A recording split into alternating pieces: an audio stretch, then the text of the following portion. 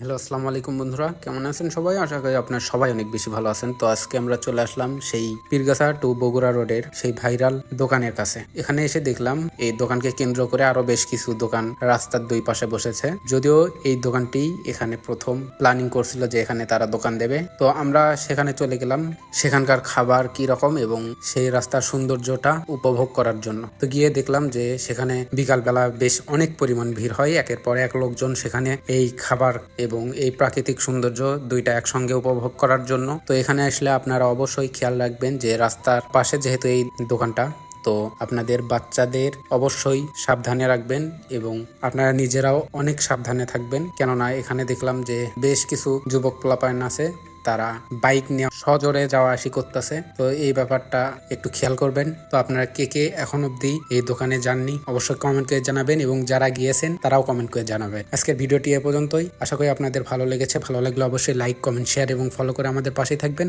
আল্লাহ হাফেজ।